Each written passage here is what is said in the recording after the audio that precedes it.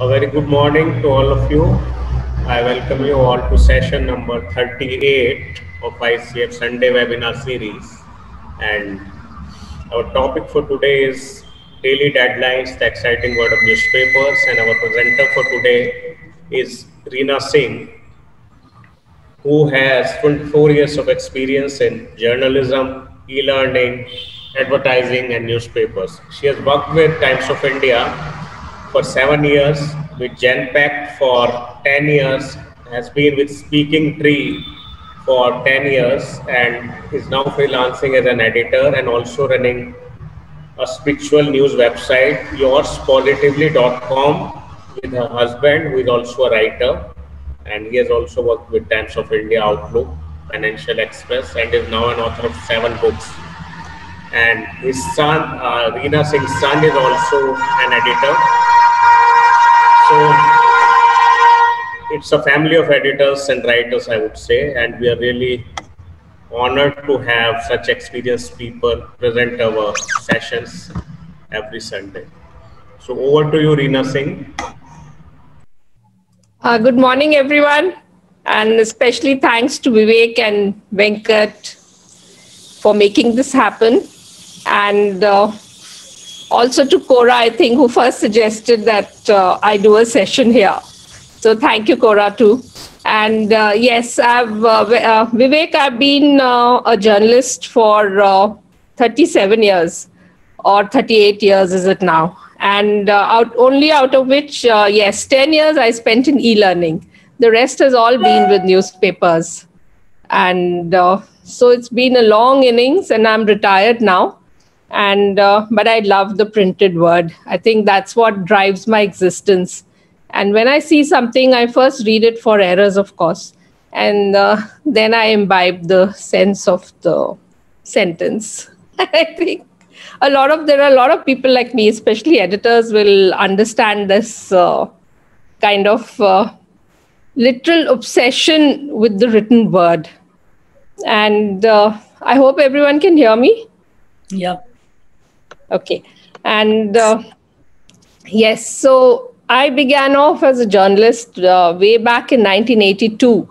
I first joined Women's Era for a year. And then, of course, my aim was to get into Times of India. So I watched out there used to be a trainee journalism scheme at that point of time with the Times newspaper. And I got into that in 83.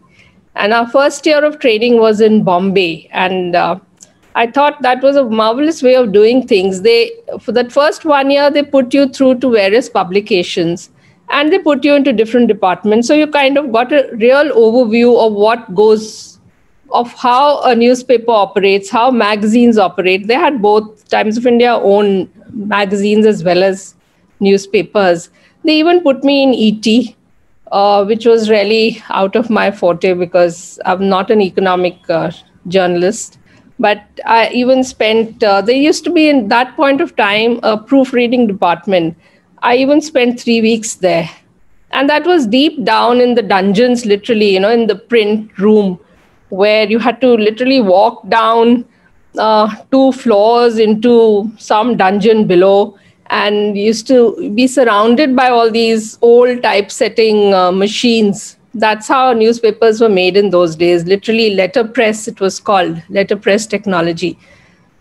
So we really got a feel of how a newspaper is brought out, including visuals, and every letter was literally typeset in those days. So if they had to make a word, say economic, they would put E, C, O as different little things in which this alphabet was embossed.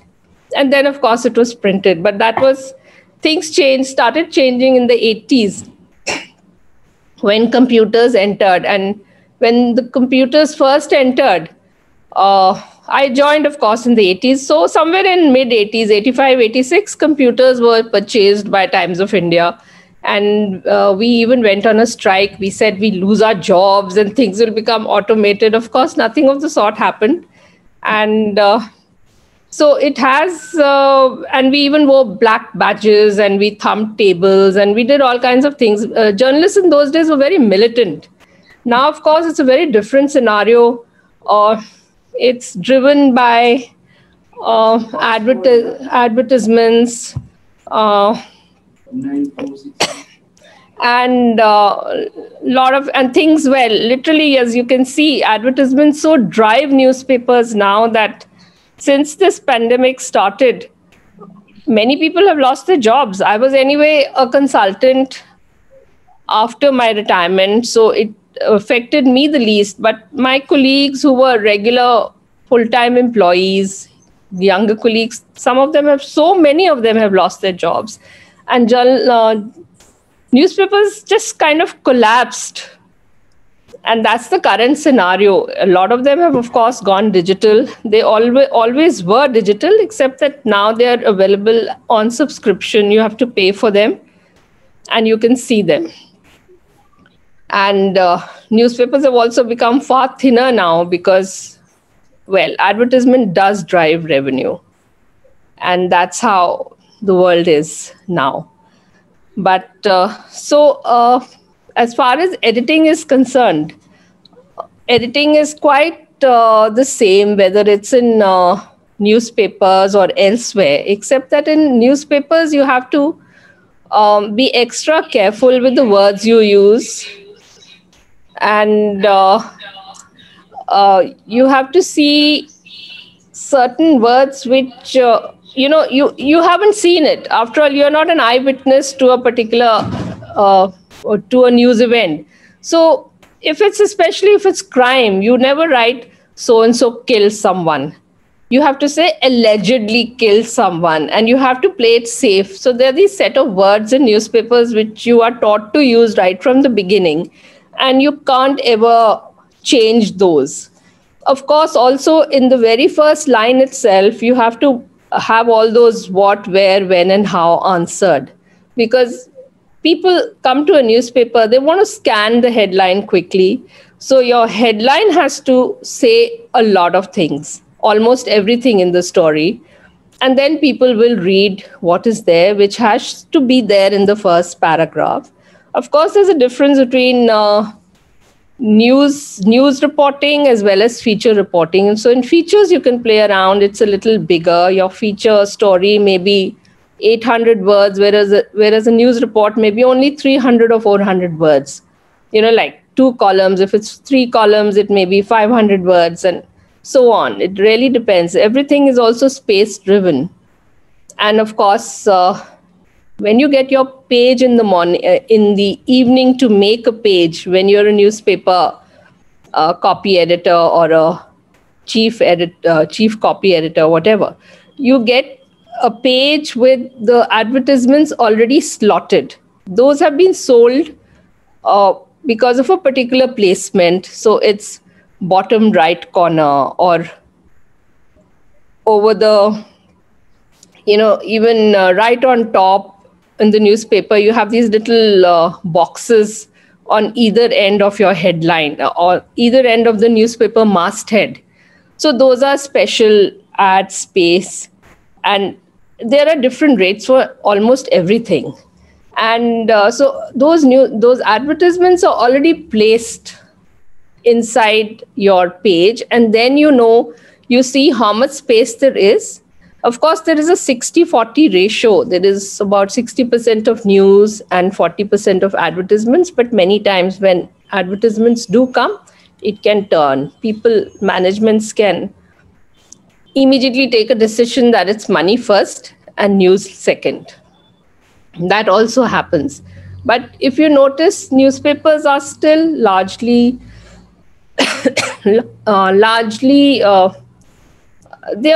they are serious presentation of news.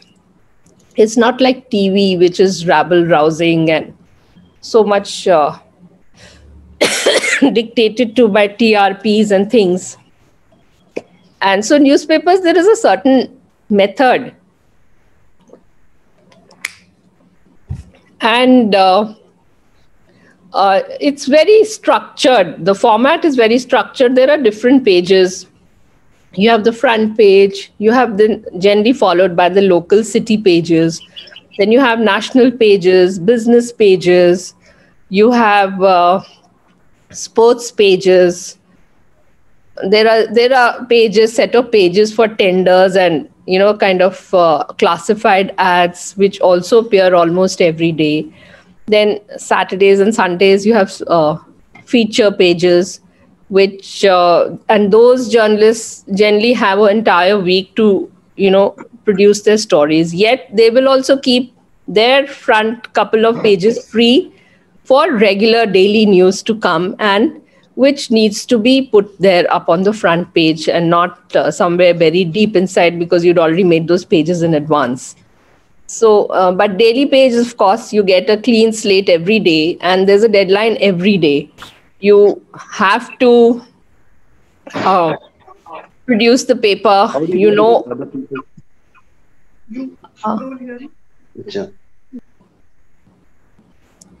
I didn't get that.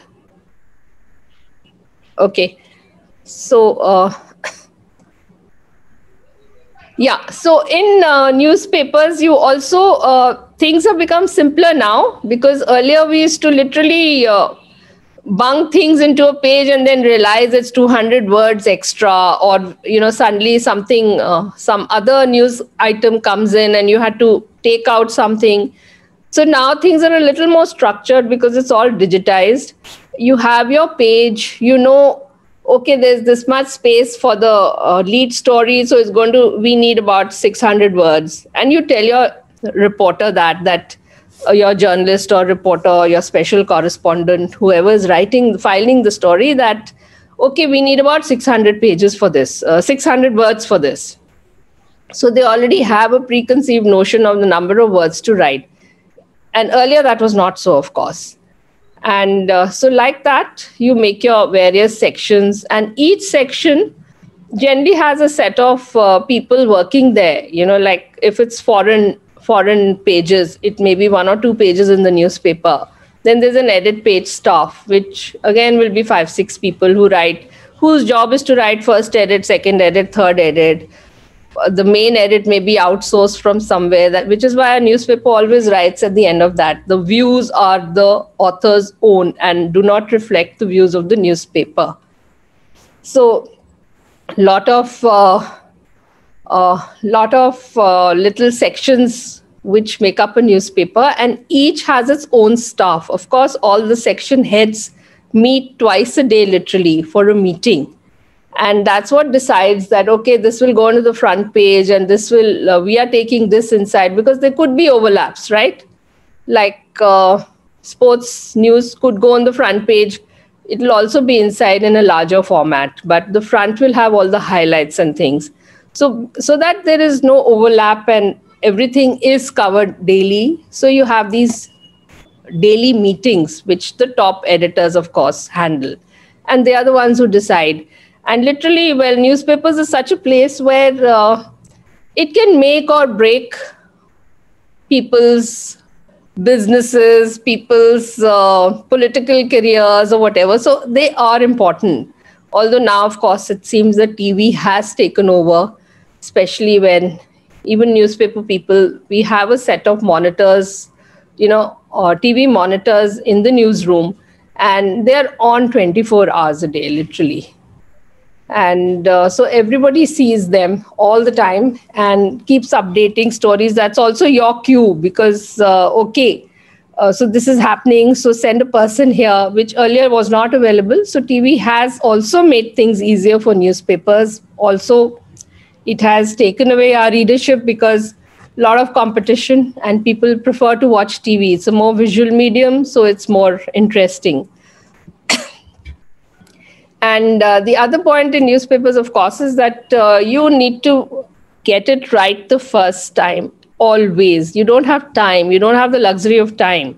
There's no such thing as, I will see this, I will go over it again, or I will see it again. No, it has to be first time right, literally. So you have to shut out you're kind of trained. You shut out all news, and newspapers are noisy places. Everybody is shouting and everybody is talking loudly.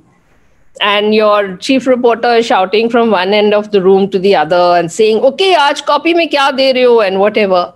And so it is a very chaotic kind of place, and people who are used to silently editing their things are not going to find that atmosphere in a newspaper. But you have to do your own bit of you kind of know when to shut out the outside world and just concentrate, and that's all. It's just you and the copy, and you've read it once, you've cut out. And in your first read, you are kind of trained to cut out all unnecessary words. So it can be a fine morning, or it can be just be no, it can be a sunny morning, and it was 6 a.m. in the morning. 6 a.m. means morning, so you can cut out in the morning. It is 6 a.m. So at your first read, you are trained to edit all unnecessary fluff words, as we call it. Just kind of filling up copy or filling up space.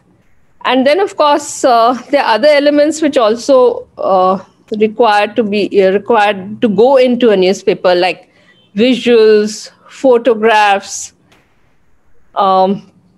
graphs and charts, especially if it's a daily newspaper. And all of that you have to arrange for in advance. And there are people to help you. There are designers as well who take care of things like photographs and visuals which will go with your story. So a person who's writing or a person who's editing doesn't normally get into that, that you rush to the last minute or look up photo.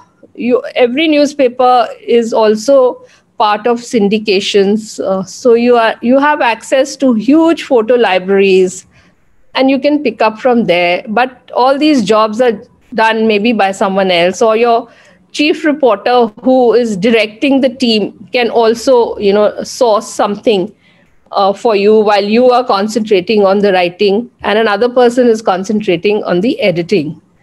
Every team, for instance, larger teams, the larger teams in a newspaper are generally, 4, which is the local pages, the national pages, the sports pages, the edit page team. The rest might have just one page for them, and therefore they have, literally 3 or 4 people there to make the page, or just 2 people sometimes.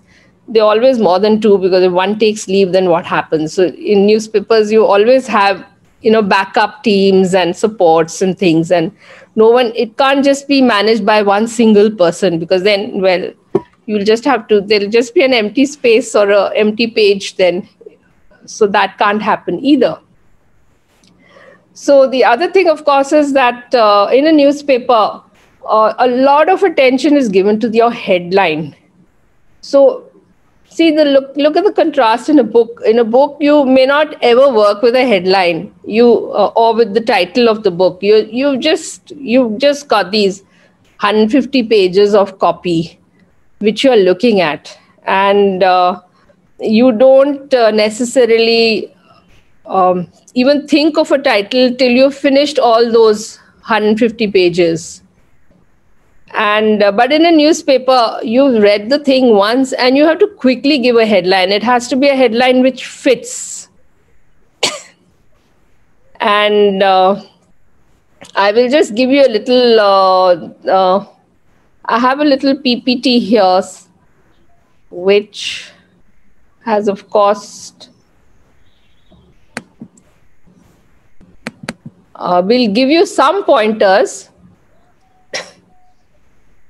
Venkat, you'll have to help me. How do I make it full screen?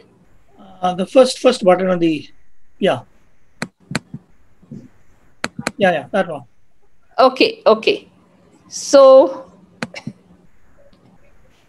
yeah, on this, you'll quickly see the number. I've already spoken about this, but these are the kind of, there is the structure in a newspaper, and this is what the pages have.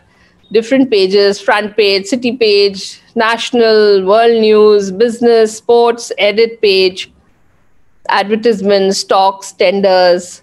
So various sections, and I've already spoken about that. And then, of course, all the staff in a newspaper is also very well versed in making pages. So you're kind of little designers by yourself.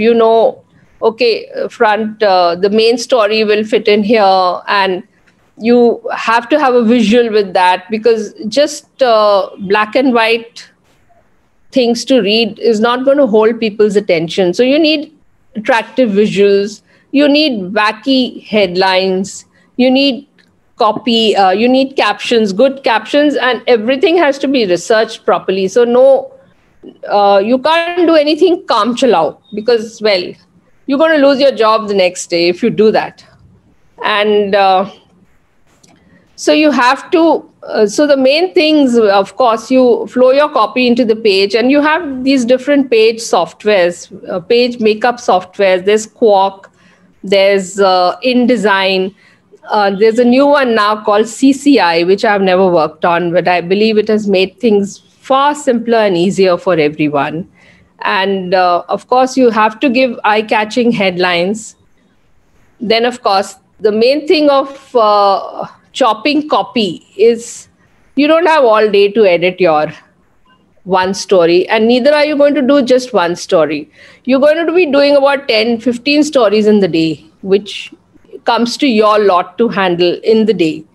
And you a day would typically mean a shift of about 8 hours or 9 hours. And things were earlier different. There used to be newspaper journalist associations, and it was very union-driven activity. And nobody could really chuck out a sub or a reporter once they joined a newspaper. But things have completely changed now. Since the 90s, everyone is on contract. So the key thing is always with the management. So it's 1 month's notice and everyone is out, which is why everyone has lost their job during this pandemic. A really sad state. But it would have never happened in the earlier stages. But of course, the other good news was that when you went on to these contracts, you got far better salaries. So everyone eventually did go on contract. And so it's very management driven, the whole thing now. But yes, and when you chop copy, there's a lot of tricks up there. So you don't just lop off paragraphs at the end. You have to have a judicious eye. You have to cut out all descriptive kind of words so that you are fitting in the real news on the page. Of course, it's different for features. You have more space there. And features is also something you have produced over a day or two. It's not an instant thing. Whereas a news report, people generally write it in about half an hour, 45 minutes. You're trained to write, first time write. And you're trained to edit it in the same manner as well. So it is a lot of quick decisions is what you need to take. And so that's also all part of a daily newspaper.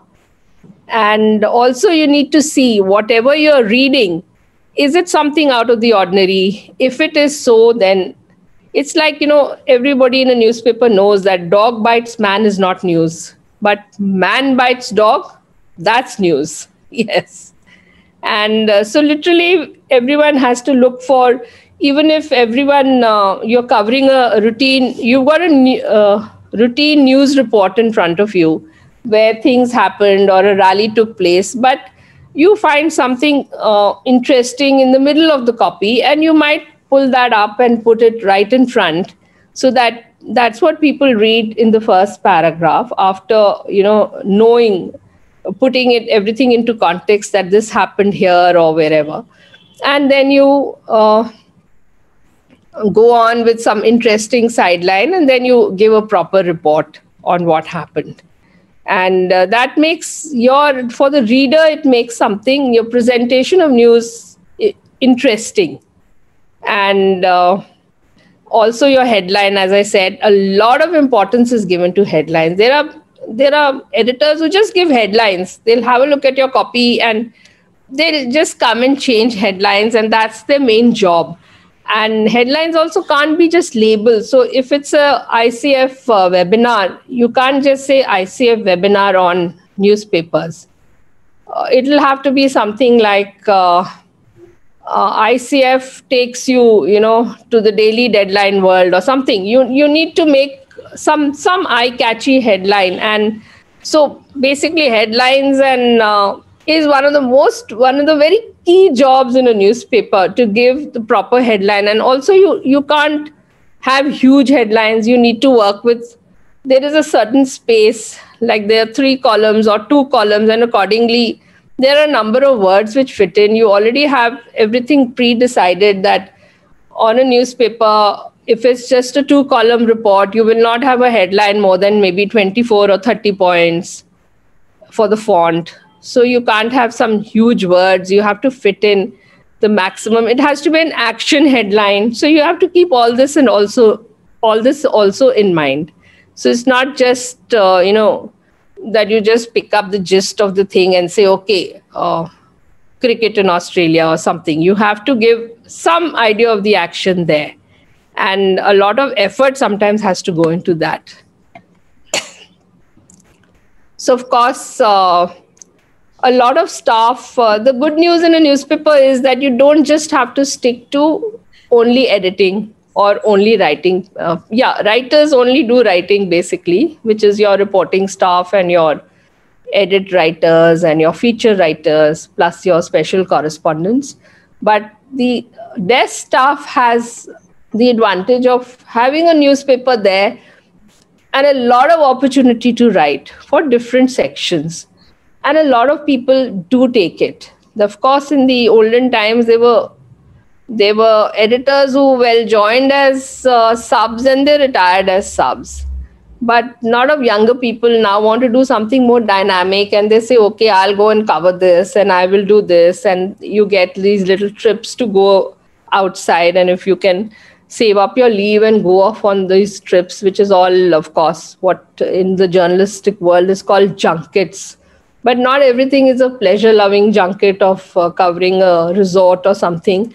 A lot of it is news. A lot of it is visits to villages, visits to schools, rural schools, to do education stories or whatever. So it's a real cross-section. And also, since there's so many different sections in a newspaper, so there are a lot of people, like for instance, a lawyer, somebody who trained to be a lawyer but gave up his law in the early years, moved to journalism because it was more exciting to cover legal copy, to write legal copy. So you actually have experts too. You have doctors, you have lawyers, you have engineers who have come from different backgrounds, and not everybody is just a general writer and then therefore trained in a particular subject or in a particular beat.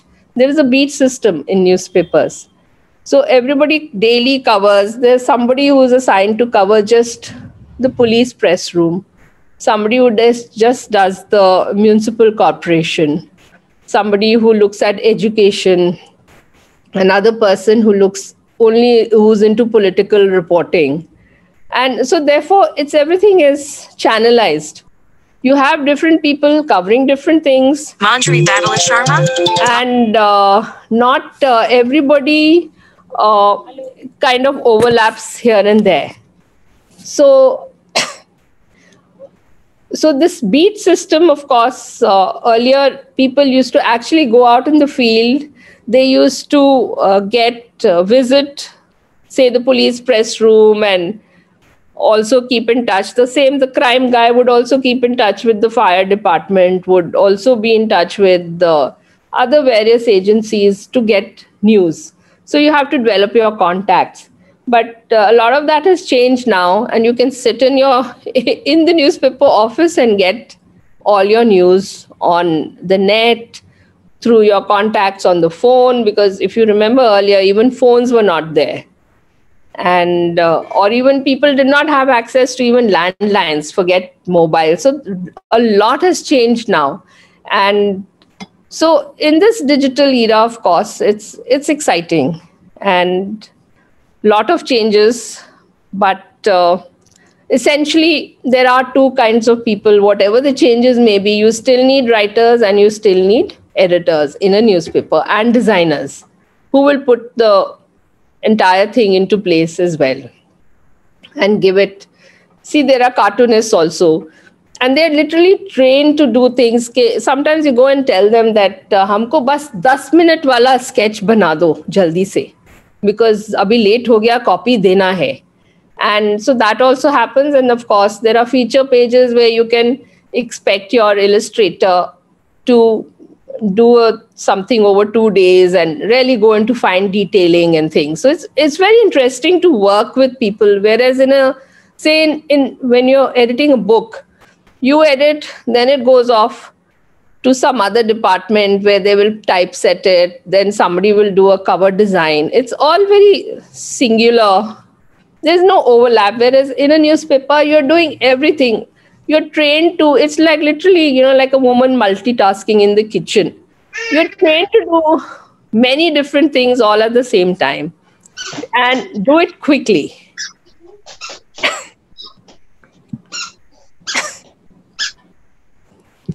So like I said before, speed is very important in the newspaper world. You really don't have time to sit on things.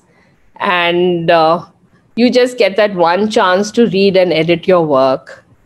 Then, of course, the biggest thing is, of course, you learn from the very beginning how to be pithy and short in whatever. Brevity is, of course, very important. It's important everywhere. And people don't realize that, they want to write big, big things and they get very upset when your copy is cut. But the reader has only a little time. He is going to skim through all those pages and he wants to do everything in a hurry. It's much like your web page now. You have to just put a few elements on your web page and not have huge copy written there, because people don't want that. And so you have to very judiciously cut your copy so that you don't cut out details, and yet keep all the essence of your writer as well as of the event that happened in your news report. And like I said, there's a difference between features and news. One, you can go on and on. Features, you have the luxury of words. You can play around with words. But who makes a good editor anyway is a reader. They have to be reading from childhood. That's why you develop this interest in words or an interest in writing copy, and or you need to know the nuances of words, I would say. So it's just not enough to know English. A lot of people say कि हमारा English अच्छा है, but what they lack is they don't know cross references, they don't know meanings or the way a word is used in different cultures. So you need to know all of that as well. And there used to be a time when we joined, we could not use the word kid for child. You had to use children. Children were children, and kids were, I think, the young of a goat, is it? That's called a kid. So you had to be very careful with the words you used. Whereas now, of course, a lot of things have changed. And, again, you couldn't use the word idiot. Idiot could be just, even a term of endearment for your younger brother or your friend and say, oh, you idiot. But no, idiot meant somebody who was deficient in some way with a learning disability or something. And so you had to be very careful with your choice of words. So it was never a blind person. Are you blind? You can't say that. You have to say, are you visually impaired? Because it has a double meaning. And the other meaning is not always very flattering. So then again, there are these gender words which you have to be very careful with. You can't call someone a chairman of the company when it's a woman. Of course, it's a different thing that the Times of India's chairman is always chairman. It's always a woman. It's their mother at the moment, Indu Jain. And she's called the chairman of the company. No amount of, whereas in copy we write chairperson, but she's still the chairman. So anyway, and but a lot of people are very particular about, even when you address people, hey guys, well, where are the guys? It's a room full of men and women. So a lot of people insist that you have to be proper, and you do, because I think people are also working at a time when small little things can upset them. And we can see that in our political atmosphere and whatever. Little things, people have to apologize, and people can go to jail for something which they never meant to say, or never meant to imply. They just used a clever phrase, what they thought was a clever phrase, but everyone can't see the different nuances of a term. So you have to be very careful with the words you use, of course. And like I said, if people have been reading a lot from childhood, their English is bound to be good, and they are the ones who actually go places in a newspaper management as well, in the edit management. It's people who are well read. They have access to different theories and philosophies, and they can kind of relate different things to everyday life. And I think that's really important. That's what makes a good editor as well. So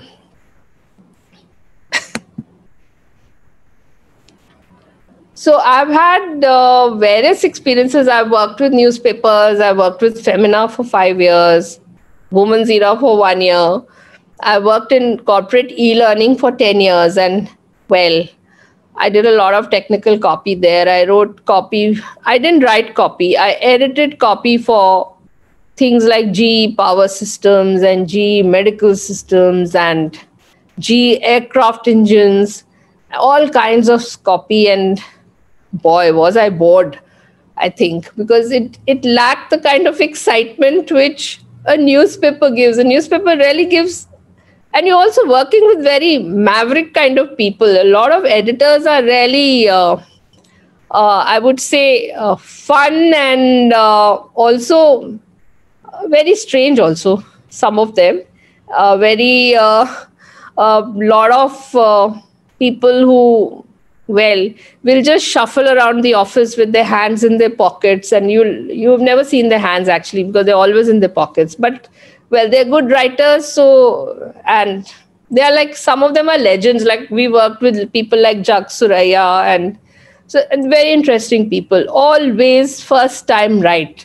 There are some people who will give you copy which has got nothing out of place. Everything is well researched. Everything has been written in 45 minutes or in 1 hour.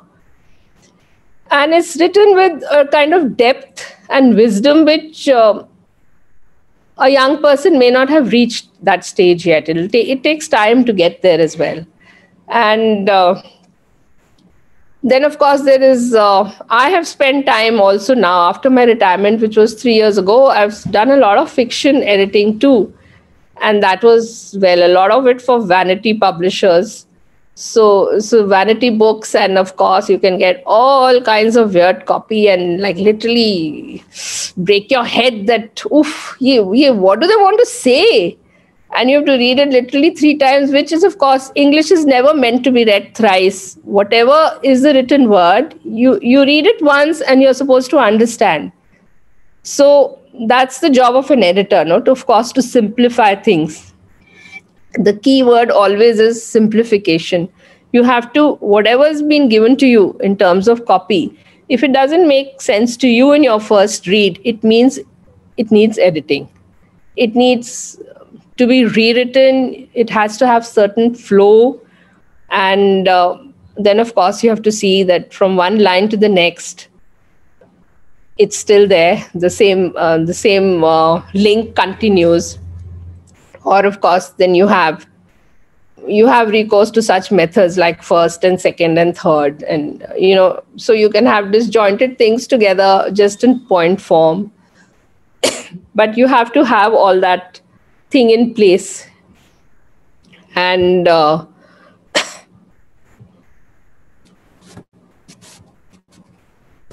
yeah, I've also worked, I wanted to share my experience of working in a place like Delhi Times. When it first started, at that time, it was not a daily thing. It used to come out about 3 times a week. I think that's how we started it. And it had certain sections. It wasn't a paid supplement. Now it's become a paid supplement. That's another thing which news has suffered over the years from. It's this invasion of money and advertisement, and things have also become so glitzy. They need the money then. It's not just a service you are doing for humanity, that you're just publishing news. You're actually giving them what they want to read. So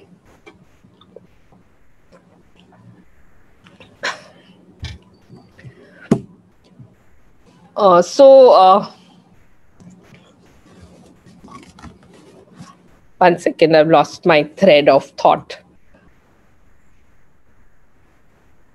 Yeah, so in places like Delhi Times, it's a lot of it is so when you see all these big reports of a film star who's released his new movie or has got married, well, it's not been covered by anyone. It's they have paid for it. They have bought space in the newspaper, and they want their thing to be covered. So if anyone wants to see themselves on the front page, it's just about it. It'll cost you a couple of lakhs, but you can be splashed all over. And it really happens. And all kinds of people, they write books also, and then they go and buy their own copies. That's one way. The other way is, of course, to get yourself interviewed in a newspaper, and you pay for it. And therefore, it's also mandatory. If you notice in things like Delhi Times, it says right there up on the masthead, it's a promotional supplement. There is news also. It's not that everything is paid for. The editor also has his own staff, and there is something which, like it's there because it merits attention by the public, so it's been published, and that's real news.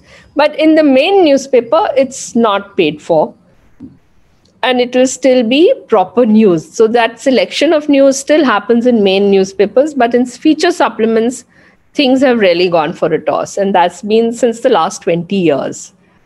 Whereas you want your photograph there with a caption that can also cost you 30,000-40,000, and you can put your photograph there, at least in one edition. You want it across India, it may cost you a couple of lakhs. So that's how things have happened now over the years. Well, when people used to complain to their bosses that why is this happening, they used to tell them, okay, you want your salary, right? You want a promotion, you want increment, so just keep quiet and just publish it. So I think most of us also kind of over the years said, okay, theek hai, it doesn't belong to us in any case. It's the newspaper, but just let's do our job. Whatever we have been paid to do, let's just do it well and do it sincerely. If they are taking money for another section, they're at least saying that this is a paid section or a paid supplement. And of course, if the reader can't tell the difference, then it's the reader's problem. So otherwise, all newspapers do have particular sections, and they always write there somewhere in maybe 6 points. It'll be written there, paid feature or something like that. So you can probably look for it and find it. Or they have a different visual layout for certain sections of the newspaper, and you know that this is a paid supplement or a paid part. So yeah, then of course, after my years in Speaking Tree, I've been very fortunate. I get a lot of spiritual books to edit now, and that is really very fulfilling. I feel it's always, even my years in Speaking Tree, I thought it was like I was getting paid to learn about life and to learn philosophy, and I thought that was really, well, God's gift to me. So I feel so blessed in that sense. And I know the difference between vanity published books and things. And there's such a huge difference, because spiritual books, at least it's the writer is writing all that because he wants people to benefit. So of course, as the editor, one also hopes that, you benefit because you're reading it 3 times. Others are reading it just once. So yeah. So I'll come to, if people want to make a career in newspapers, or they want their children to go there or whatever.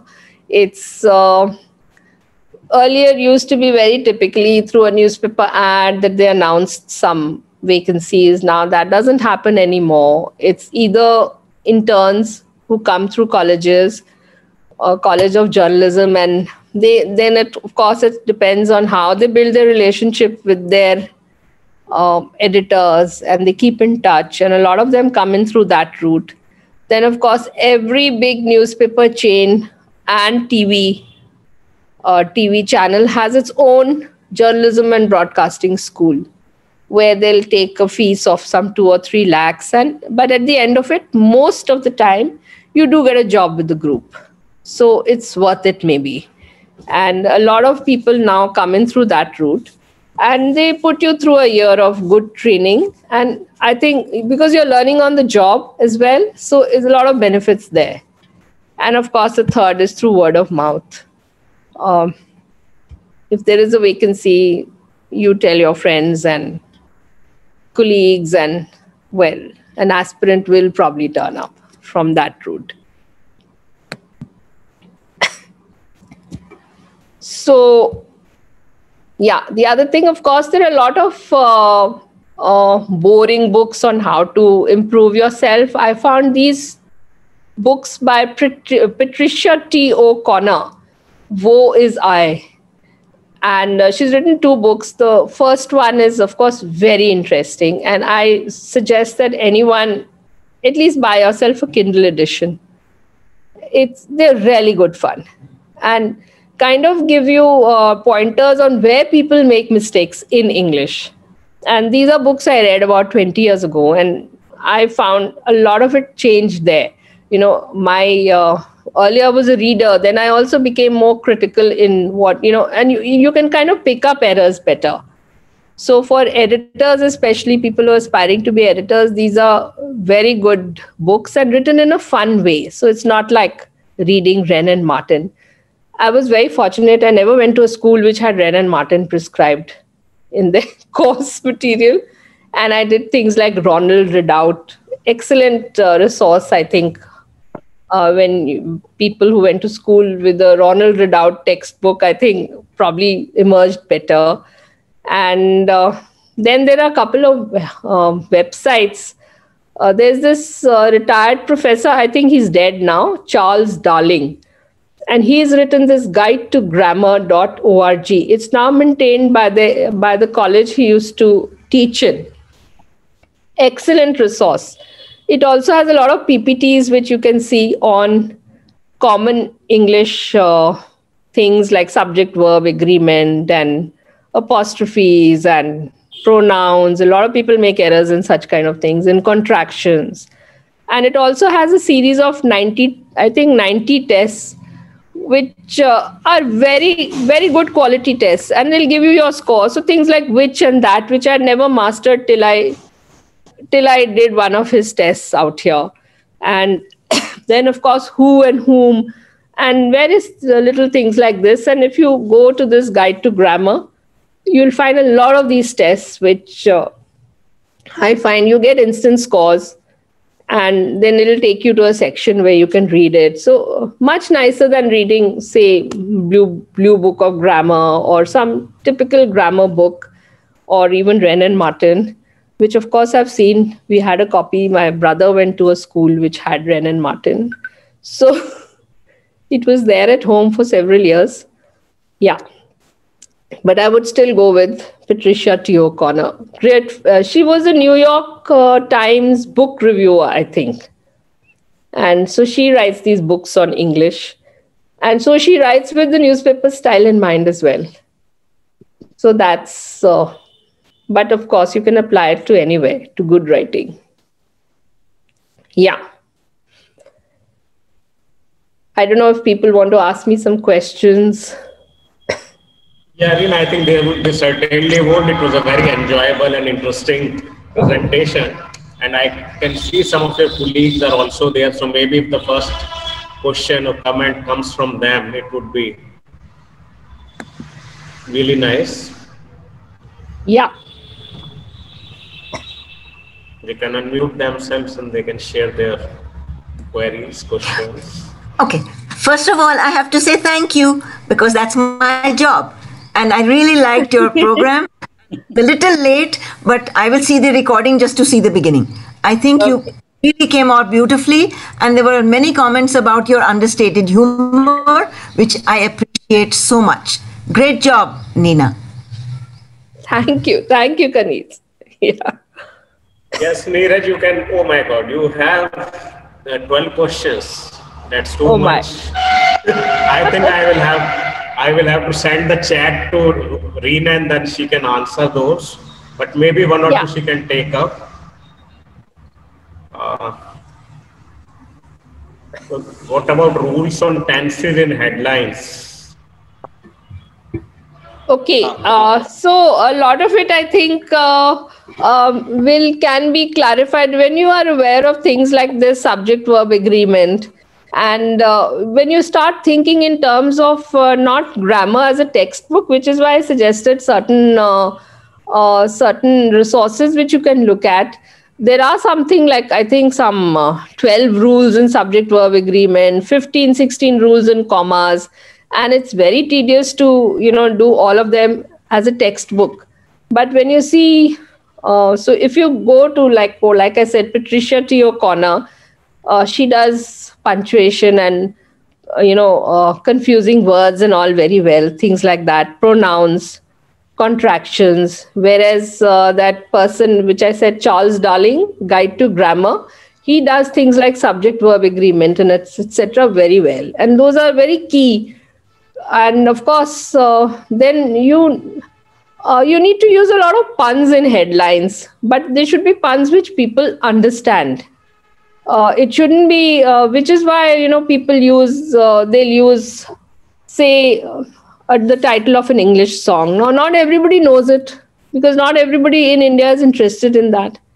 So you have to really gauge your audience. You have to see who's reading it. Now, if you write something like recently when the day Trump had his group of rowdies sent across to that Capitol Hill, and there was a very interesting headline in the Times of India, something about rob and con or something, Dawn robbed and conned or something. So it was a play on all these words, and it was talked about as well. At least Times of India very proudly said the next day that it was a headline which caught the attention of the world and things.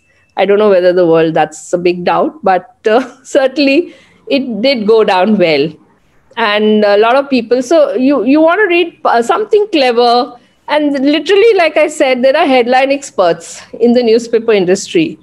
And a lot of them were trained by, the very questionable M.J. Akbar in Calcutta with but some of his people who trained under him in the Telegraph in the earlier years, I think this was in the 80s, they came out and they joined a lot of newspapers in Delhi, and they were really excellent in the way they kind of went about giving their headlines. And a lot of people learned from editors who worked there earlier. So with puns and different nuances and something which suggests action, and that's what makes you want to go into a copy and read it. So if you just say 3 killed on road, and a lot of newspaper things is about, very gory things like this. It's also a world where, where you're not shocked by anything because you're privy to so many kinds of strange secrets, because people come and tell you that I'm having trouble in my marriage. Can you help me? Can you tell me whom to go to? And you say, I can't write about that, but yes, I can send you to the women's cell in the police to help you. And a lot of people, strange people, used to come to Femina. And you would never expect that they had such horrible stories to tell you, because everything else was so above board. They'd studied abroad and they'd studied in good schools, and yet they had so much trouble. And so like that, I said, the newspaper world is also something which kind of brings you in touch with reality, and you believe nothing at face value, which is why they say maybe newspaper journalists are so cynical. Because they always know there's another world out there. So it's like, like the Eminem song, I'm sorry, mama, your whatever, something, secrets in your closet or whatever. So it's really true. And not everything is as it seems. And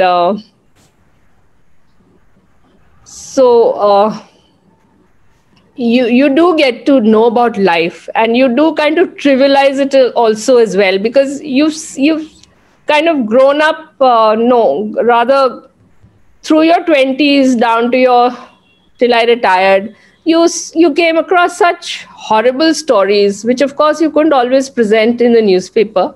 but also sometimes it was very personal and they needed more police help than anything else, and or some kind of intervention, or but so like I said, whatever you do come to hear, you have to present it in a very responsible way so that people actually benefit and not just get titillated by somebody else's misfortunes.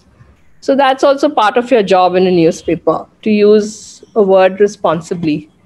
So Thanks, Reena. Dola wants to know whether newspapers hire freelancers or whether like all the staff is in-house. not for editing, but they do hire for writing. Yes, you can give them an idea, story idea, and a lot of feature supplements are, of course, literally. They have only feature writers who are freelancers. So, as a writer, certainly, and they do want to read about everything. Cora wants to know. Yeah. One or two Cora wants to. questions. Yes, sir. Just before that, I want to take a question from Cora. What would you say was the best part of your career in this long run? Well, I think all my,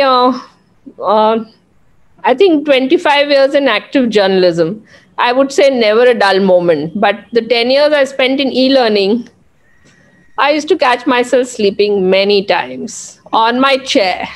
And I think people who do only technical copy should move on to do something else, because, well, there is life beyond nuts and bolts and something, whatever. It's so much interesting to do. Newspapers is real life, right? And it's so much more interesting to do that kind of stuff, which goes down with people, which people identify with.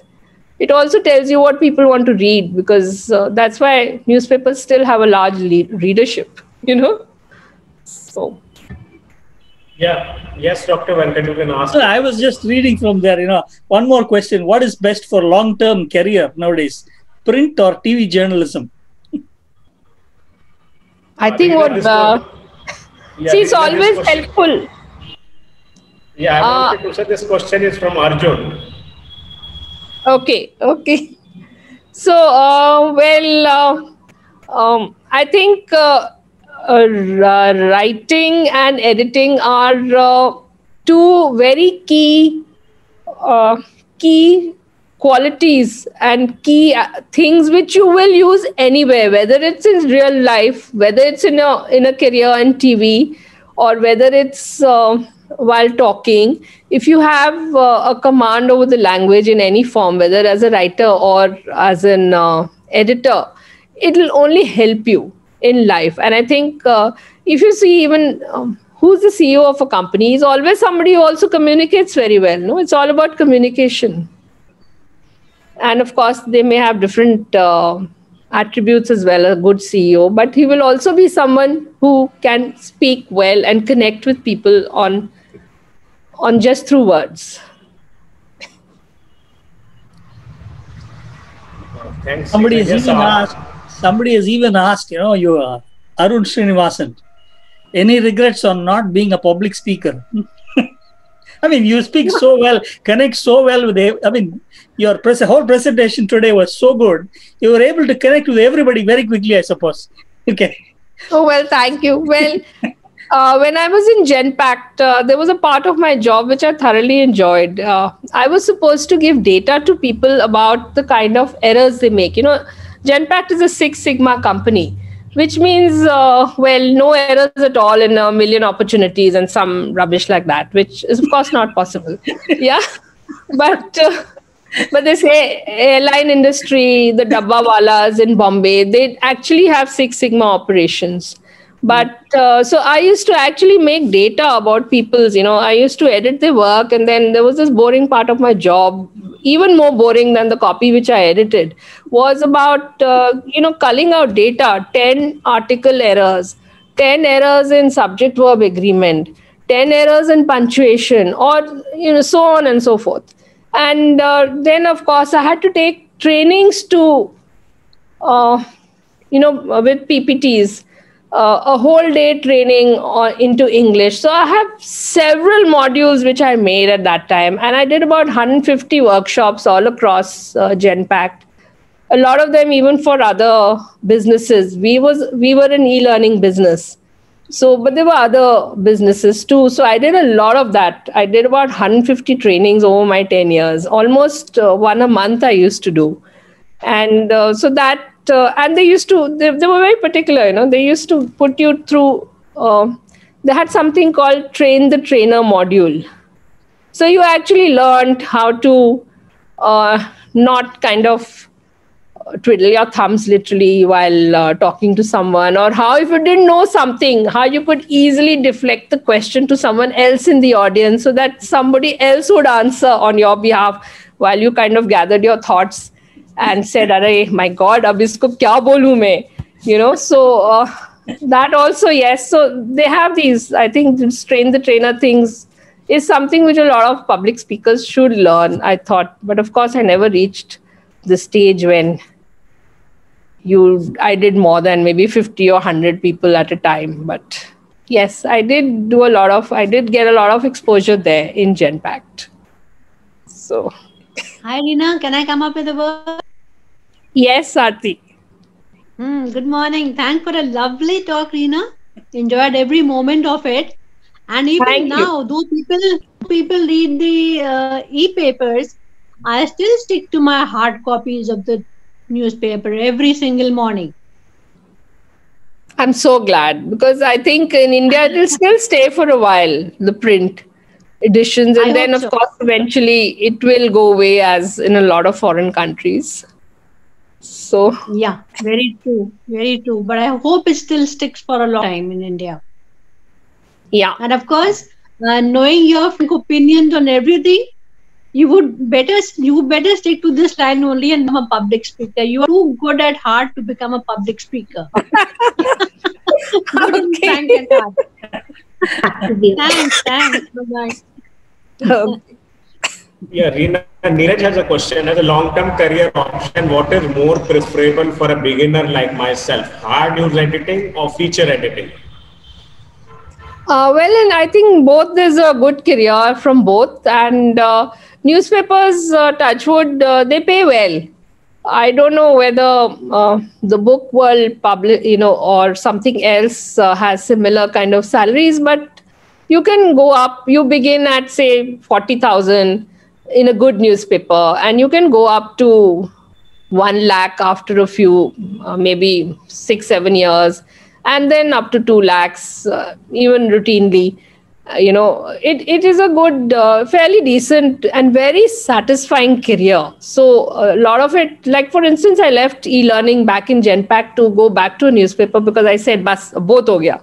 And money is not everything. I was getting more salary there, and I went back to a salary cut, and I went back to journalism. And I'm so glad I went back to Speaking Tree, because I thought that was a nice way to end my career, and I spent the last 10 years there. And I'm still doing similar work because me and my husband, who's also a writer, Oswald Pereira, we run this website, yourspositively.com, and it's about spiritual news. So we still do that, and I'm so glad we do it. And a lot of people also write for us, so please write for us too. From people who are interested in writing about life and spirituality. Yeah, we would like to hear from Oswald Pereira also. Maybe a couple of minutes he can tell us about the recent thing that both of you are doing.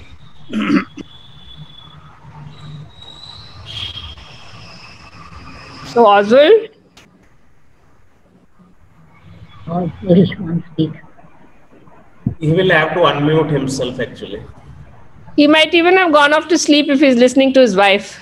No, He's awake. He is there. He's still there.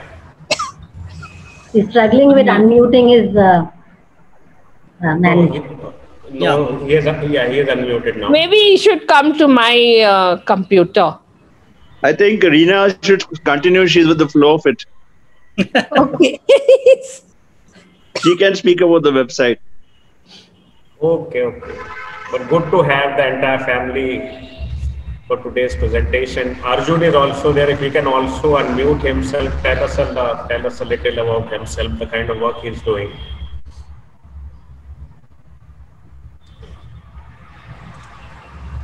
Yeah, hi. Well, I've been working for an edtech company as well. So we've been designing e-learning courses. So that's a different kind of writing in which you transcript things the things from videos, and so that also involves editing and writing. So if anybody wants to work in an edtech company as a writer and editor, that's also a career option. Like in companies like Byju's or Bada Business, or there are various companies like in the education technology field. So that's what I've been doing, and I have other hobbies as well. So that's all about me. Playing the guitar is one of them. That's what Reena told me. Yeah, Divya Munjal has a question for Reena. I'm thinking about the modules that you had prepared at Genpact. It would be a good idea to go live on Facebook occasionally with those modules. You are such an awesome speaker. Oh. Well, I can present some of them here itself if I will send you a list of the topics which I have done things on. And if Vivek wants, and I think we should go ahead with that. We should go ahead. We'd love to have that. Because I have these small modules on, say, American and British English, and it's a good introduction at least. It's not, may not help editors, but somebody who's starting off or just wants to know the difference, it might be, yes, good. I'll have to tweak them a bit because Genpact has the copyright for all of those, but definitely I can represent my slides in a new avatar, and yes, I could do that. That would be wonderful because you are such an awesome speaker. So everybody experience and I think we should have it because your presentation skill is just awesome. I'm just mesmerized with it. I just want to. Exactly. Reena, maybe you should have a this thing webinar on how to speak. Yes. Oops. Because that's something I can never do. Yes. That would be wonderful. One can have a lot of ideas, one can write, but to present is a totally different ballgame. I think we should have you often, or definitely. You know what we speak is all very boring. You know, it's like the e-learning that you mentioned. It's not just boring. Sometimes to be able to speak articulately is very difficult. You may have ideas in your head, but to present it is not everybody's. We kept. But I didn't mean to talk about e-learning in that way. In the sense, it helped me to make a lot of money because it was a good paying job, and I think that's why they give you more salaries there because well, something has to hold your interest, to stay on in a particular job. But I thought, people who worked in the newspaper industry, I would really say never a dull moment there, and so it's just. How different careers and activities vibe with you. So. Dola Basu is asking about the email ID that, if you can share where she can send articles for the website that you had mentioned, the website you and your husband are maintaining. So, okay, Dola, my email ID is actually very simple. It's just reenasingh@gmail.com. Just remember, Reena is 3 E's. Oh. Okay, thanks. Actually, I know many writers. I'm in many writers groups, and they're always even Raimo India, and they're looking for opportunities always. So I thought it might be a good idea for for them to pitch, and maybe you can have a lot of content. So I thought it would be a win-win. Dola, the only thing I have to warn you is that ours is a very voluntary thing. It's like literally like Seva. So there's no money there because we are not making a paisa and we can't pay anyone. But yes, it's a good platform. And a lot of people write for us, like I said. And then it's somewhere where you can put your nice content and you can send out the link. And so in that sense, definitely. At least for someone, beginning their career, or I think it could be a good addition to the CV. And we don't just have beginners. We also have a lot of gurus who are writing for us. So that way, we feel blessed. And Cora has also written a wonderful piece once on gardening on her terrace. And that had a lot of views because people are very interested in gardening. It's a kind of nature activity. So it's like conservation and everything, kind of sustainable activity, something. And what is the word limit for your articles? Well, generally about anything from 500 words to 1,000 words, because it's, because it's the net, there is no word limit as such, while newspapers always have a word limit. And Arjun has a comment. There should be a series on eccentric journo characters. It will be an interesting watch. Yeah. Believe me, I worked with a lot of interesting people, and some who never spoke anything but 4-letter words. By the way, newspaper industry is full of 4-letter words. So it's very difficult. When I left Times of India and I went to Genpact, I really had to watch my tongue, because every third word I would use would be, oh, fuck, oh, shit, oh. Well, I won't say the worst one, but, and BALLS or whatever. But you said them because, well, everybody just says them without batting an eyelid out there. It's a world like that. And I suppose it's also because you hear so many things in a newspaper which, like I said, not the nice to know things. And you kind of get a bit jaded. So you use these words like, when my son was very small, just 1.5 years old, and one fine day he had on his white pajamas, he had a little, like a machar which we hit, and it kind of left a little blood mark there on his pajamas. The first thing he said when he looked at it, he said, "Oh, shit." So that was short for "oh, shit." So even my 1.5-year-old baby at that time, Arjun now, well, that's 4-letter word, literally, he said. So that's when I said, okay, I should also watch my tongue and speak. Abhi hai pani. Garam hoga. Dekh lena. Reena, can you share the URL for your website? Yeah, it is just yourspositively.com.